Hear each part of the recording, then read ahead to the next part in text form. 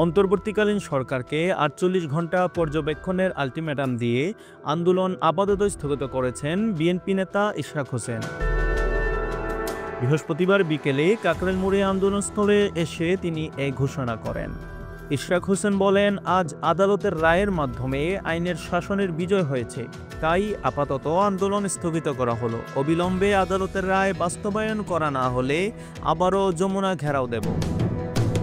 তিনি আরও বলেন, গতকাল বুধবার বর্তমান সরকারের ২ ছাত্র উপদেষ্টার পদত্যাগের যে দাবি জানিয়েছি, সেই দাবিতে আমরা অনড় থাকব। আমরা সরকারকে ২৪ থেকে ৪৮ ঘণ্টা পর্যবেক্ষণ করব। এর মধ্যে ২ ছাত্র উপদেষ্টা পদত্যাগ না করলে আমরা আবারও মাঠে নামব। আন্দোলনের কারণে সৃষ্ট জনভোগান্তির জন্য ক্ষমা চেয়ে ইশরাক বলেন, আমাদের এসব কর্মসূচির কারণে যে জনভোগান্তি সৃষ্টি হয়েছে তার জন্য আমরা ক্ষমা প্রার্থী। তবে জনগণ একদিন বুঝবে আমরা কেন এই আন্দোলন করেছিলাম। আমাদের যুদ্ধ এখনো শেষ হয়নি।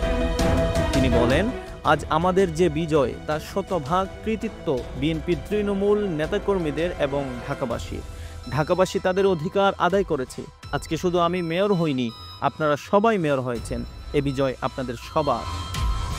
এর আগে ইশরাক হোসেনকে ঢাকা দক্ষিণ সিটি কর্পোরেশনের মেয়র পদে দায়িত্ব বুঝিয়ে দিতে টানা ৮ দিন আন্দোলন করেন তার সমর্থকরা।